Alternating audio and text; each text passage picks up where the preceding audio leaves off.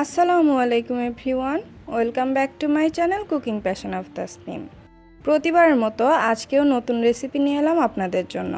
আজ আমি beef meatball বানিয়ে দেখাবো। এই বিফ মিটবল খুবই সুস্বাদু একটা রেসিপি, আর এটা বানানো খুবই সহজ। তাহলে চলুন রেসিপিটা দেখে নেই।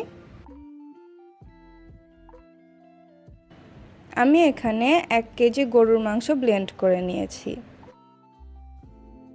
এখন এর মধ্যে কিছু উপকরণ অ্যাড করব।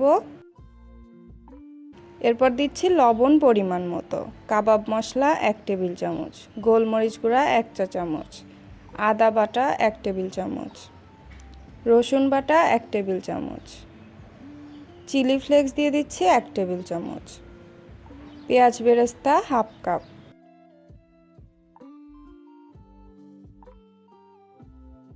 আর দিয়ে দিচ্ছি ডিম একটা। এবার সব উপকরণ একসাথে ভালো করে মিক্সড করে নিতে হবে।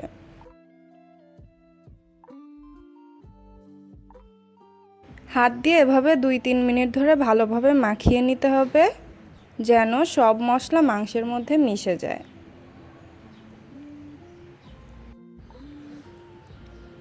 আমার রেসিপিগুলো যদি ভালো লাগে তাহলে প্লিজ আমার চ্যানেলটিকে সাবস্ক্রাইব করবেন আর পাশে থাকা রিং বেল বাটনটি প্রেস করবেন নতুন নতুন রেসিপির নোটিফিকেশনের জন্য। আর আমার ভিডিওতে লাইক, কমেন্ট অ্যান্ড শেয়ার করবেন।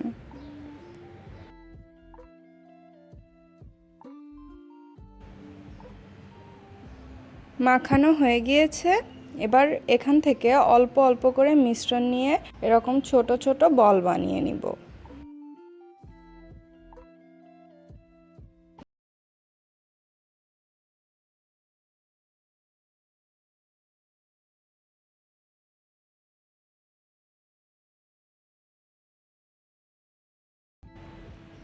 বিফ মিটবল বানানো কিন্তু খুবই সহজ, আপনারা বাসায় অবশ্যই তৈরি করবেন।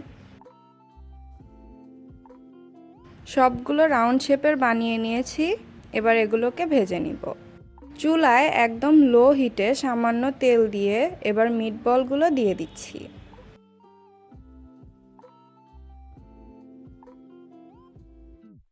সবগুলো মিটবল দিয়ে দিলাম। এখন ঢাকনা দিয়ে ঢেকে দিব। আর মিটবলের মধ্যে এক্সট্রা পানি দিতে হবে না, কারণ মিটবলগুলো থেকে এমনিতেই পানি বের হবে।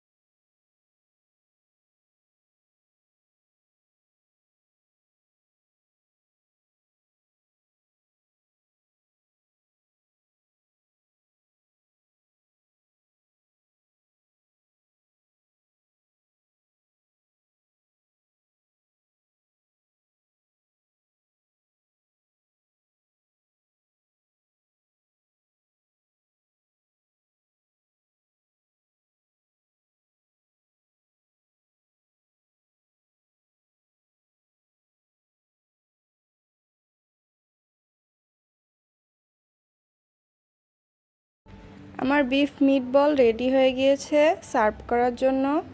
বাড়িতে এই অসাধারণ সুস্বাদু রেসিপিটা অবশ্যই ট্রাই করবেন। আশা করি সবারই ভালো লাগবে। তো ইনশাল্লাহ নেক্সট সোমবারে আবারও নতুন কোনো রেসিপি নিয়ে আসবো। আজকের মতো এখানেই শেষ করছি। সবাই ভালো থাকবেন। আল্লাহ হাফেজ।